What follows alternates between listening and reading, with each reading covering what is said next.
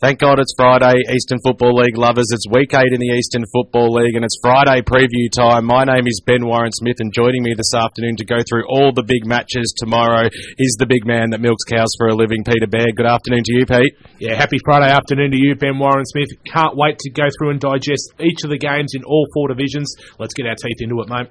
Let's start with Division 4 then, Pete, and Kilsyth taking on a Nunawading Football Club out at Pinks Reserve. Kilsyth getting their first win on the board last week. They'll take a lot of confidence out of that. Yeah, they were very impressive last week against Surrey Park out there at Surrey Park Reserve. We built up the Panthers. Perhaps we said that was going to be their opportunity for their first win of the year. But Kilsyth, they came and spoiled the party, and they did it in style. They had plenty of goal-kicking options up forward. Clenhall and Herpitch were fantastic up there for them. Hamish Hosking was good through the middle, as was Brett Fraser, Corey Subin. I really like the setup of the Kilsyth side. They're very young, they're very inexperienced, but they play with a lot of heart. They come up against the Nunawading side. They've sort of ridden the roller coaster a little bit. They didn't get up over Ferntree Gully last week, going down to the Eagles by 25 points at home at Kooning Reserve. A little bit disappointing for them. I think the Nunawading will bounce back though this week. I think they'll get the points. I'm tipping Nunawading over Kilsyth. Sure to be a close game with Kilsyth getting their first win last week and taking a lot out of it too in front of the home faithful. I sense they might be a little bit of an upset here, Pete, so I'm going to back Kilsyth in this one. Let's look at the next game. The Eastern Lions take on Surrey Park. Surrey Park had a massive build-up to their clash against Kilsyth last week. They couldn't get over the line, but the Eastern Lions, they've been showing great form in the last month. They certainly have. The Eastern Lions currently sit in 3rd position on the ladder. 4 wins and 2 losses from their 6 games. They've been great. Last week, the 2 Murphy boys getting amongst the goals for the Eastern Lions.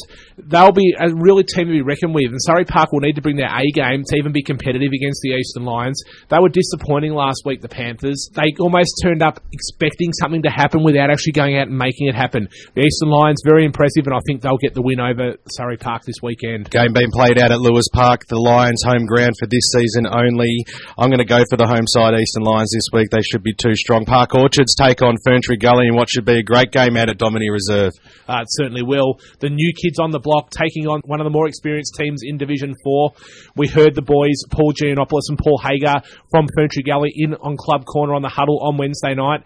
They told us what a fantastic job Michael Topp's been doing for the Ferntree Gully Eagles, having moved to centre half back. Hayden Lovett's been great through the midfield, and the evergreen Paul Giannopoulos. He doesn't like being called a veteran. He's been fantastic. Ferntree Gully, they'll probably be too big in the body for a very young Park Orchards side. I'm going to tip Ferntree Gully, but wouldn't be surprised if Park Orchards take it up to them for 2 or 3 quarters. Yeah, they're a good side at home, Park Orchards. We saw it firsthand a few weeks ago, but Ferntree Gully should be too strong in this one. They've struggled to win 2 games in a row all season, and they've got a couple of very winnable games in the next few weeks, so I'm tipping the Eagles to get up in that game. We move on to the Canterbury Sports Ground, where Canterbury welcome Sylvan, who themselves got a good second half win last week. Sylvan were great last week at home, disposing of Park Orchards by 23 points. Froud kicked his 12th goal in 2 weeks for them. He's providing a real option for them, as we knew he would. Tui was great. Ennis and Newell named in their best. Coming up against Canterbury, they've disappointed over the last fortnight, BWS. They went down to the Basin by 78 points last week and were pushed all day by Surrey Park the week before. I just think at the Canterbury Sports Ground, Canterbury at home are a different prospect, but Sylvan will be too strong. They'll have too many big options up forward, and I'm tipping Sylvan to get over the line. Yeah, I have to agree with you there, Pete. Sylvan will be too strong tomorrow. South Belgrave in the radio game take on the Basin out at Belgrave South Recreation Reserve. It's sure to be a massive game, top of the table, both sides undefeated for the season. It certainly is. I can't wait to get out there broadcasting this one live on 98.1 Radio Eastern FM from 1 to 6 p.m. This is going to be a cracker game. Both teams have not yet lost a game this year. They sit in positions 1 and 2 on the EFL Division 4 ladder. South Belgrave, they've got a point to prove this year. Nick Cox told me that before the start of the season. They've had great service through the midfield from Tommy Hallen, and he's provided plenty of drive. Alex Bacon's returned to the team in the last fortnight. Lucas Appleby's still there. Down back, Kane Jeffries has slotted in very nicely. The Basin, though, they've taken all before them so far this year. Galicio and Coltrera kicking goals. Toddy Powers playing that switch role from centre-half back to centre-half forward. Daniel Dembraber and Clinton King are running amok through the middle of the ground. This is going to be an absolute classic game between 2 heavyweights of Division 4. I'm just tipping South Belgrave at home. I think on the small confines of that ground up at the South Belgrave Recreation Reserve, they'll have a little bit too much leg speed for the Basin side. the base, they'll be in this game right up to their eyeballs, but I'm tipping South Belgrave. Definitely going to be a close game out at South Belgrave. The Basin have conceded the fewest amount of points against all other sides for the season, so their defence is one of their strong points. They come up against the might of the Tall Timbers up in the South Belgrave forward line. They've been proven to kick a lot of goals, especially at home, so I'm going to go with them, but let's just hope that it's a great game out there because there's sure to be a big crowd. Round 8 in Division 3 tomorrow sees Coldstream welcome Wantirna South out to Coldstream Reserve in what is sure to be a pretty tight affair after Coldstream close performance last weekend, Pete. Yeah, but Wantirna South weren't far away either. BWS going down to Boronia by 7 points at home at Walker Reserve. Coldstream, you don't know what you're going to get week in, week out. Some weeks they're very, very competitive. Other weeks they're disappointing. The Wantirna South side, though, I had a chat with Matty Clark last weekend. He was primed to really take it up to Boronia, and that they did. They led by 14 points at half-time, but unfortunately weren't able to get over the line. They missed Andrew Teakle last week, their captain, who provides them plenty of experience. He should be back in the side this week. They've been ravaged by injuries so far, Wantirna South. Coldstream, though, a very gallant effort last week against Mitchum out at Walker Park. They really set themselves for that one. Unfortunately for the Cougars, I think Wantirna South will have too much leg speed, very young side, and I think they will get up against a very disappointing Coldstream team. I disagree with you, Pete. I like Coldstream tomorrow afternoon. They are a different side at home. They've been knocking on the door over the past month, last week, proving that they are just, a win is just around the corner. I just get that feeling about them tomorrow. Wantirna South, they've only had 2 wins for the season. They have been in a lot of games, but they haven't been able to get over the line in a lot of those games. So I think tomorrow Coldstream deserve to have a sniff. The top 4 play tomorrow afternoon against each other, and a big game out of H.E. Parker Reserve is Heathmont taking on North Ringwood. Wow, what a game this should be. Yeah, we saw the Jets bounce back last week. They were fantastic, defeating Chirnside Park by 29 points at Kimberley Reserve. Darren Sheen returning to the goal kickers list with 6 big ones. Lee Odomat leading by example, named best on ground for them, was fantastic, as was Hickey, Villani and Sindri. Players moved through their midfield. This is going to be a gripper game. North Ringwood have been up and about. They haven't put a foot wrong, but I just think Heathmont might surprise them. They haven't had a good look at Heathmont yet, North Ringwood, and I think that they might surprise them out there at H.E. Parker Reserve. Always tough to meet the Jets on their home patch. I just think the Heathmont Jets might cause a bit of an upset, giving North Ringwood their first loss for the year. In the Division 4 Grand Final rematch a fortnight ago, Heathmont welcomed Glen Waverley out to H.E. Parker Reserve, and they put on a pretty terrible performance after quarter time. Expect them to rebound tomorrow for their home fans. They generally get a big crowd out there. I think it's a day that they can snatch a win from North Ringwood, who have proven themselves to be able to kick plenty of goals, with the likes of Scott De Kaiser and Josh Barrett this year getting amongst the goals, not just your usual suspects in Daniel Walls.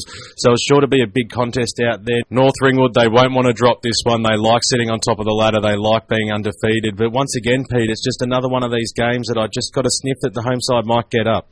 The next game we're going to have a look at is Templestowe versus Chirnside Park out at Templestowe Reserve. Both sides sit with 4 wins on the ladder, Pete, and this is a big game for both clubs. It certainly is. Templestowe, they're starting to get a bit of their mojo back. Unfortunately, they didn't get over North Ringwood last week, but only went down by 14 points, so a very credible loss there from the Dockers. Alistair Quinn's been a great acquisition for them, named best on ground for them last week. Eccles and Baird amongst the goals last week. So usual signs for Templestowe, they're starting to build. Chirnside Park, though, they were disappointing last week at home against Heathmont. They went down by 29 points to the Jets. I just think that the Dockers, with their momentum that they're slowly building in this season, they'll be too strong, particularly at home at Templestowe Reserve, and they should record a win. It's going to be a really close game out there tomorrow between these two sides. I can't really get a read on either side. Form's been up and down over the first 7 rounds of the season, so I think that home ground advantage is going to win me in this one, Templestowe to get up down at Tempe. It's the Battle of the Hawks out at Tormore Reserve as the Boronia welcome the Glen Waverley Hawks out there in another top 4 clash, Pete. Yeah, it's going to be a ripper of a game out there at Tormore Reserve tomorrow afternoon. The Glen Waverley Hawks, they've been the surprise packet for me of Division 3 this year. They've led in every game so far, deep into the third quarter, only dropping the 2 games, a loss against Chirnside Park and against Ringwood. I just think they can really take it up to a Boronia side. This team's been galvanised by the injury that occurred last weekend to Robbie Davies. Mick Gall's got this team playing really great football. The move of Fia Tutu into a key position back row has been a masterstroke from Gall. He's been great. I would go so far as I think he might be leading the Division 3 Best and Fairest medal at this stage of the year. Andrew Azzopardi and Wayne McGee were fantastic. Two inspirational leaders, the previous captain and the current captain, really doing a fantastic job for them. Boronia, though, Matty Smith kicking 3 goals last week was great. This is going to be a super contest, but I'm tipping the Glen Waverley Hawks in an upset BWS. I think they can surprise the Boronia side. I disagree, Pete. I've been a real big fan of Boronia, especially over the last month of football. They're just going about things nicely week in, week out, and they'll be really looking forward to a challenge from the Glen Waverley Hawks, a side that has been talked up a little bit over the season so far, and why wouldn't you when they've started off so well? Sure to be a ripper contest, but I have to go for the home side there, Boronia, to win this one. Interesting game happening out at Warrandyte Reserve tomorrow, Pete, as Warrandyte welcome a Mitchum side who just fell over the line last week, and the Bloods, who have been knocking on the door over the last few weeks to just get that first win for the year, they might just smell this one. I reckon they'll have a taste for this game. They've been super competitive. They've only gone down by 22 points to a Ringwood team that have hit a bit of form last week. And Mitchum, how hard is it to get a read on them? At home against Coldstream last week, they only got up over 6 points. But their barometer, I reckon, is James Quilty, their captain. He leads them by example. Whenever they have a win, he's named in their best. Ben Law's been fantastic doing some of the hard, heavy work for them in the ruck.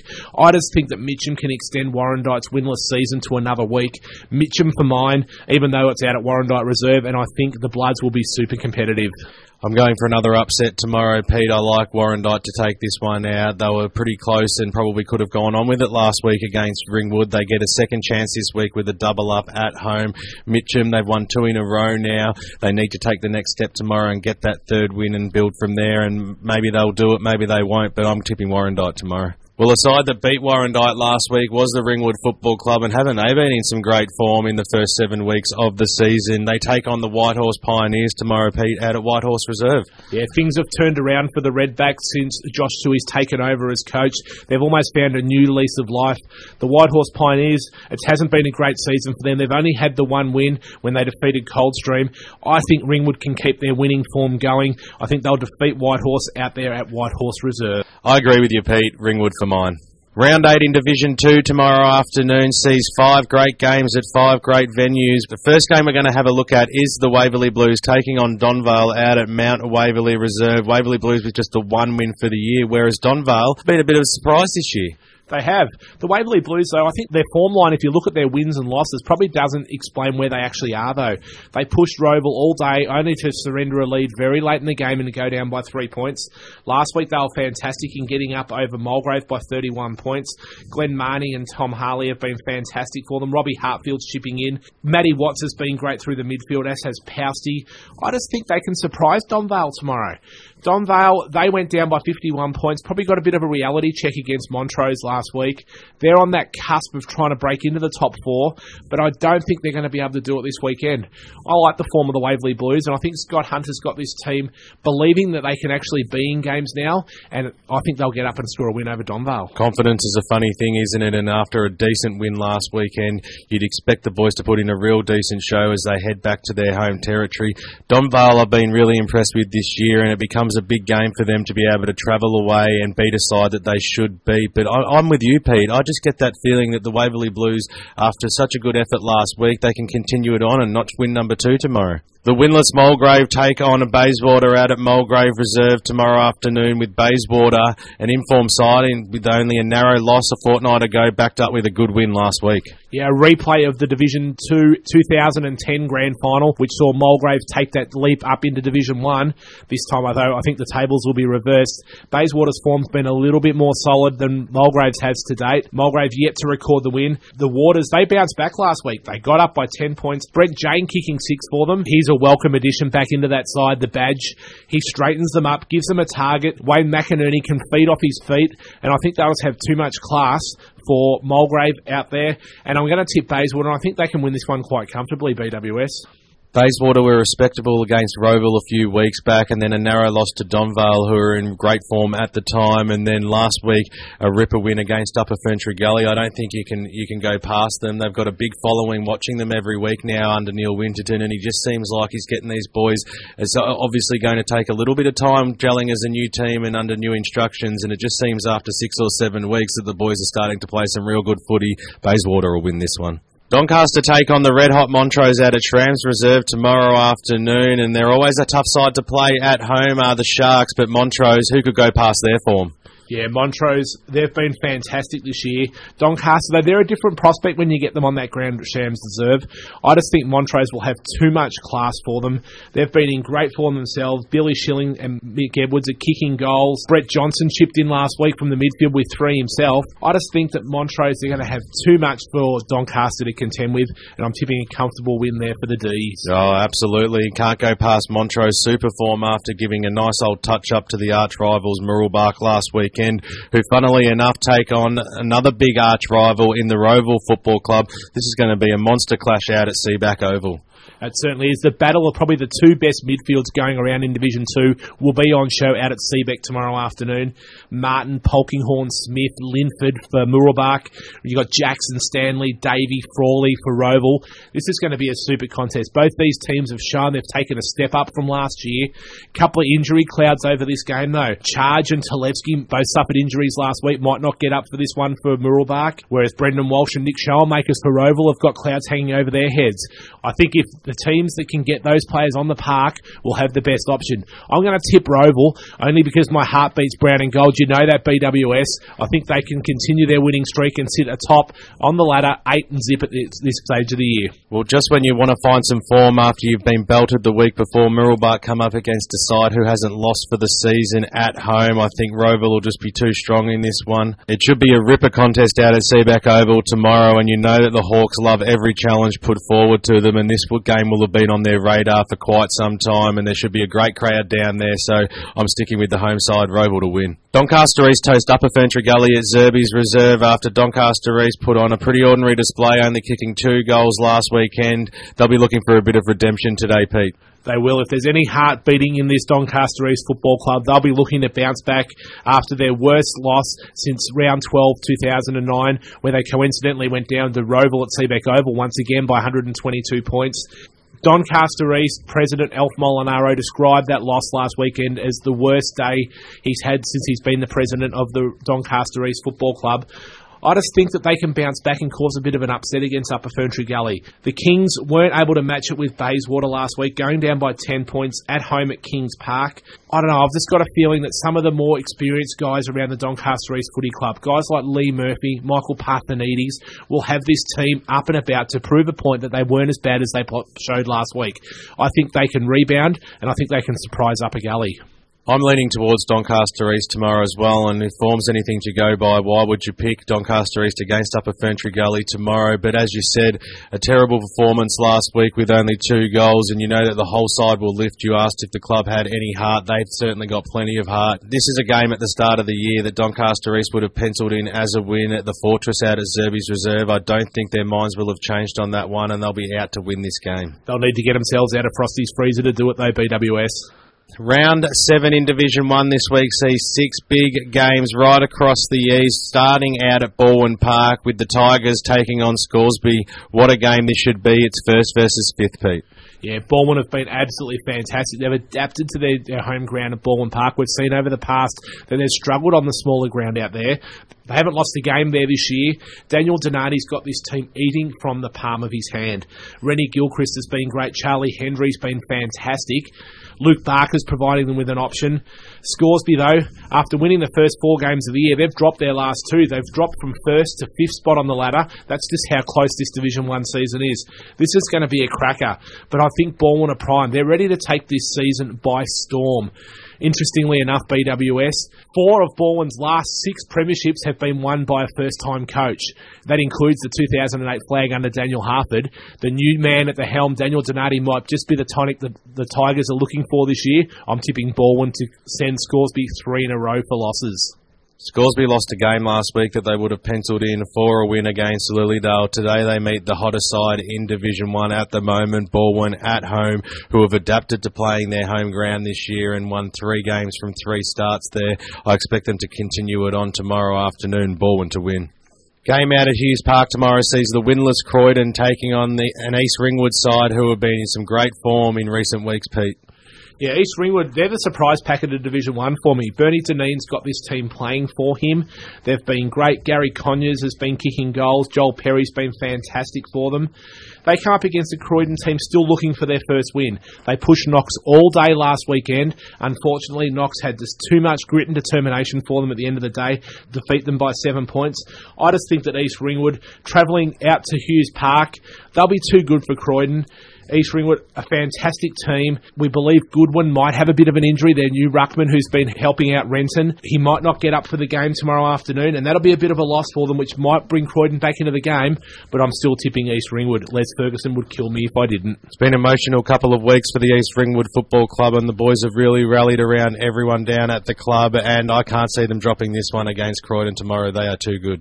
2 sides that claimed narrow victories last week were Blackburn and Lilydale, and Pete, tomorrow they meet out at Moreton Park in what is going to be a closer game than a couple of weeks ago we thought might happen. Yeah, this game probably flew under the radar a few weeks ago, but now attention firmly square on it.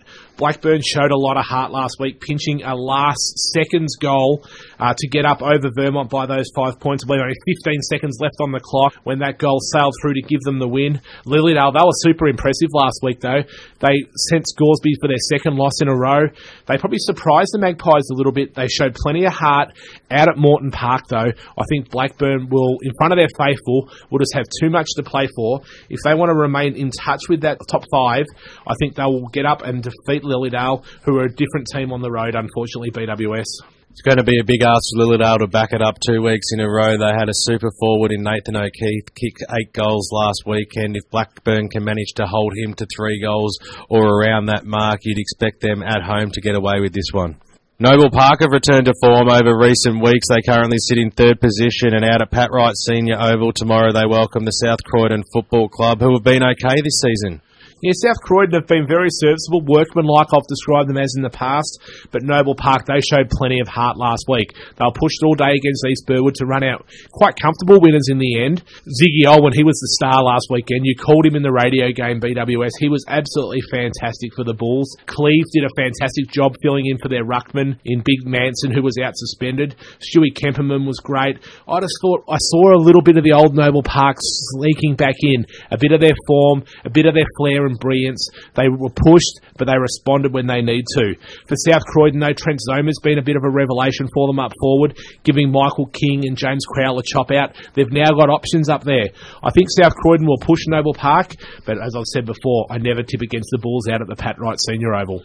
I expect the Doggies to push Noble Park for about a half. That's where they've been against the top sides in Division 1 so far this season. You can't tip against Noble Park out of Pat Wright Senior over, Pete. I do agree with you, but if the Bulls don't rock up to play, this is a difference to the South Croydon side this season, and on their day they can probably take it up to any side. They proved that being right up with Balwyn for a half last week until the Tigers ran away, and they've improved this year, but I can't see them getting within 5 or 6 goals of Noble Park.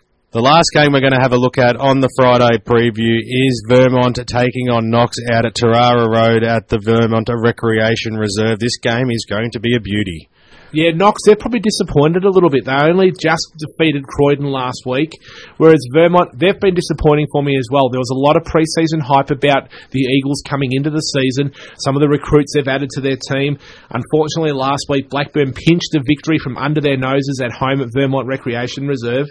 I just think the Eagles will be too strong for Knox.